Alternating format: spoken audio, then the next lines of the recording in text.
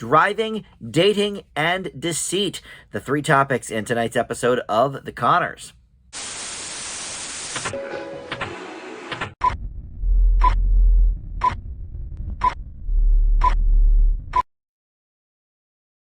Hey guys, Dan here. This is Dan Reviews. Welcome to my Conners review for the week's episode. It is episode 3 of season 5, smack dab in the middle here of at least 5 new episodes in a row. This is really cool. I don't think we've gotten 5 new episodes of this show since it started airing.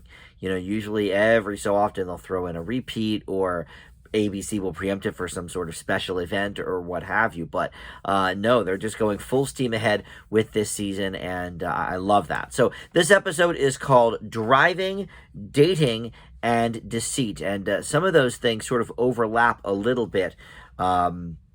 Really, I guess the deceit part sort of overlaps with both the driving part and the dating part. So we'll get into all of that. But if you are unfamiliar with my channel, thank you for finding this video. We do the Conners reviews every single week here. Been doing those since Roseanne season 10 started airing. And if you scroll back into my history on the channel, I also have done season full reviews of the old Roseanne show from the 90s. So a lot of Connor stuff to check out. But you know what? There's other stuff here too.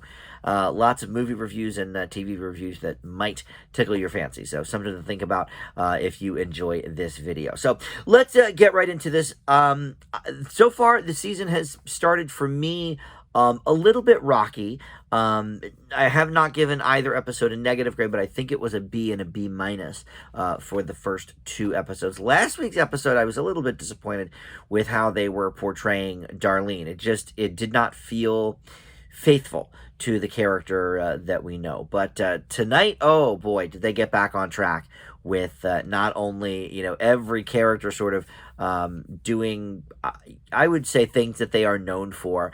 Not only that, but also a lot of laughs. Definitely, so far of the 3, the funniest episode of the new season. So I guess first we will talk about driving, because that sort of not only is first in the title, but it is having to do with the opening scene of the episode. Because the deceit here with the driving portion of the show is Mark is going for his driver's license because we learn at the beginning of the episode he gets a job bagging groceries at Whole Foods. But before that, Darlene was looking at his computer and saw some things about schools that he wants to attend. You know, that's sort of been a common theme with Mark now that he's getting older. You know, in the last season, we had a couple of episodes about sort of what his college plans might be or could be, or what he wants them to be. But he is looking at places far, far away from Lanford, San Francisco, New York, Delaware, which is, they kind of poked fun at it. You know, nobody knows where it is. Nothing happens there. That is the state next to my place. You know, I'm just about 2 hours away from the Delaware border here in central Pennsylvania. But no, it's a funny joke. But Darlene obviously is getting freaked about this. Oh my gosh, my son wants to, you know, fly the coop, as they say. And Dan kind of, you know, talked her down from that ledge.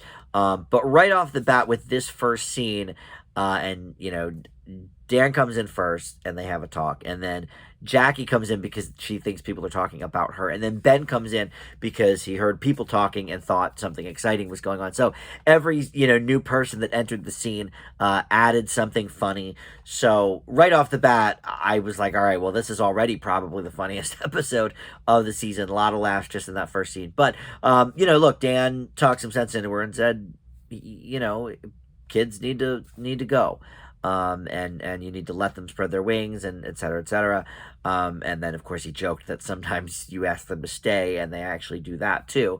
But then we have this whole sort of, you know, crisis with Darlene, because not only does Mark want to go to school far away, but he's got his job that, you know, nobody helped him with. He got it all by himself, and now he wants his driver's license as well, and oh my gosh, you know, so, you know, him and Darlene are practicing in the car, and it is not going well because she is, you know, too sort of, distracting and angry at certain things that are happening, both in the car itself with the driving and in the car with conversation about the college stuff. So, this was a really Darlene and Mark heavy episode, which we love. I mean, Mark wasn't in last week at all, and he was in the first episode somewhat, but I don't think he was like a main part of it. That was mostly the honeymoon stuff. So love seeing him. Love that we whenever we get a Mark episode, he's and I don't know if he's going to be in the series much longer anyway, because if he does end up going away to school now, of course, they did Clever Ways when Darlene was in Chicago, but this is going pretty far away. So anyway, he concocts a plan with Ben to actually get his license before Darlene even knows about it, and then sort of fake go to the driver's test the second time, where he will pass, and then everyone will be happy, and he'll tell Darlene, oh, Mom, you were such a good influence on me, and you helped me so much. That's why I got it.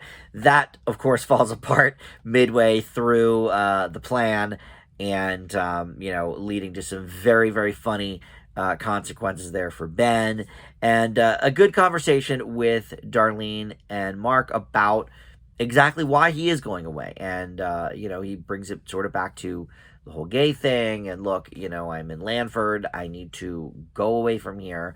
I'm surprised she didn't say something about Chicago, because he even referenced her going to Chicago.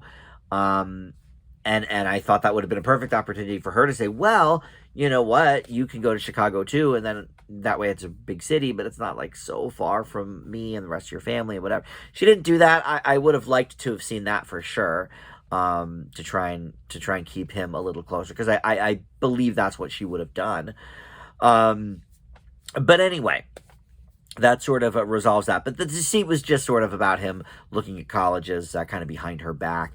But the deceit in terms of the other plot, which is the dating part of the title, you've got Harris and Becky.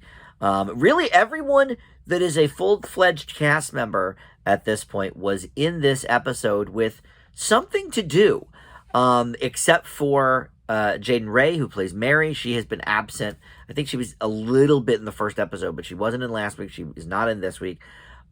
I don't know what they're doing. Obviously DJ has been written out of the show, so all right, that's fine. But Mary was going to be staying with the Connor family, and I'm sure she still is, and just it maybe isn't important to these plots, but.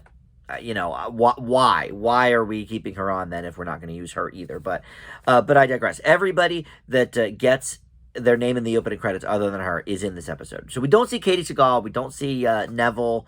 I always forget that actor's name. But we didn't see either of them. So, all right, but their names aren't in the credits. They're not full-fledged cast members, right? They're more on a recurring basis. We did actually see Emilio for the first time this season, and the first time in a while, if memory serves.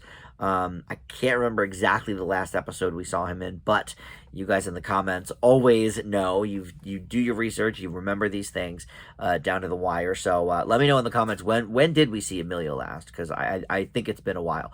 But he served Becky with divorce papers as she is sort of in a crumbling state because she is having trouble on the dating scene. Now I will admit, I'm a little bit perplexed about the timeline here, because she does talk about how she is in a 12-step program and that she's going through the steps and everything. But when she first got out of rehab, she had made it pretty clear she didn't want to date anybody, in a more serious sense, for about a year. And I feel like that was just last season, right? Or was that season 3? And I'm just forgetting. I thought it was like towards the beginning of last season, but still she's dated a couple of people since then.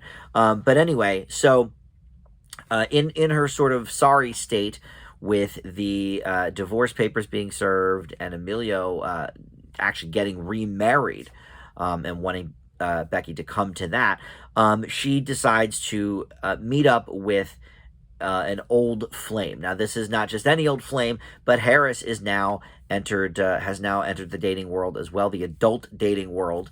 And now, Aldo is sort of old news, thankfully, because I really did not care for that character. I think he was written that way. I think we were not supposed to care for him. But anyway, she is talking to this one guy, and Becky recognizes him from a previous dating experience, but it ended badly, and she can't remember how because she was a drunkard back then. So she texts him and says, "Hey, listen, let's meet and catch up. I'm in recovery, blah blah blah."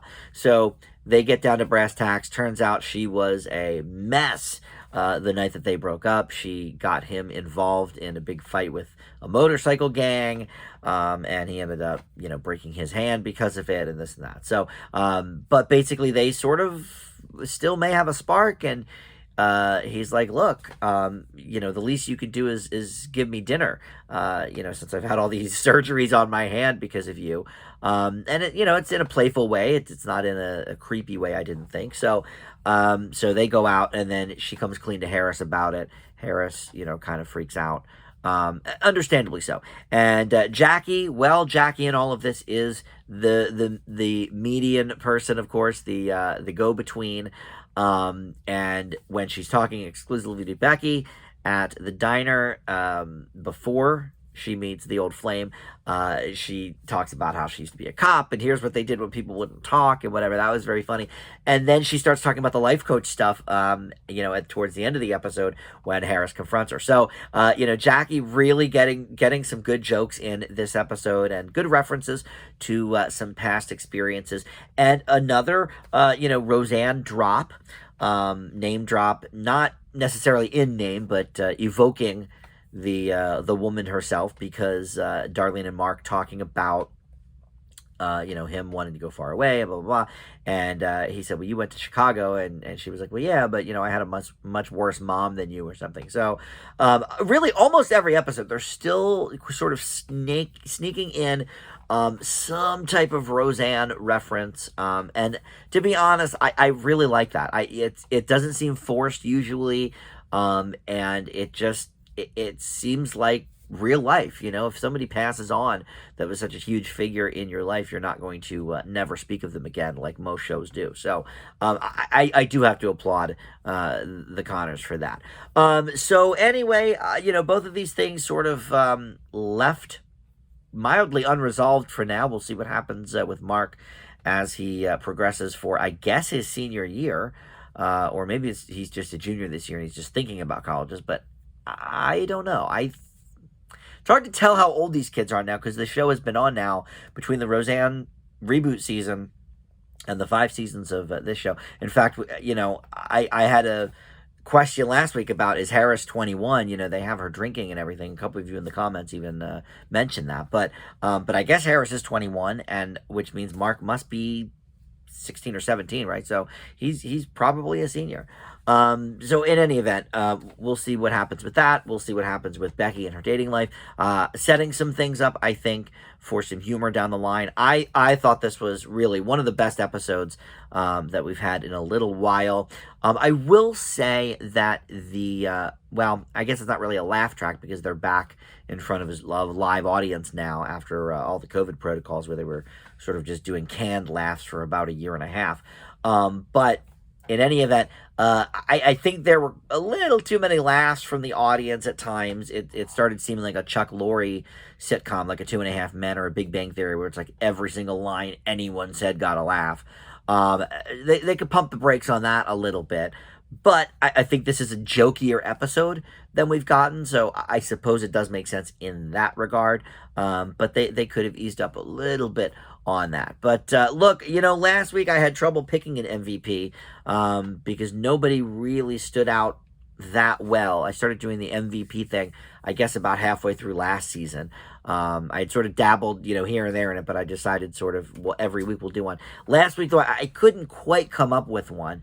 Maybe the live animals they had in Neville's apartment. But this week, it's the opposite problem. Everybody was so good in this episode. I don't know. I think I'm going to actually give it to J.R. Ferguson as Ben. I thought he had some really good laughs in every single scene he was in, from the pudding cup in the first scene, to him and Mark sort of figuring out their scheme, to then the cherry on top when they're at the DMV and he gets caught in his lie. So I thought he really deserved the MVP for the week. So, all right, well, that will do it. I guess we haven't graded this episode, though, so that won't quite do it yet. I'm going to leave driving, dating, and deceit. I'm going to leave it with a B+.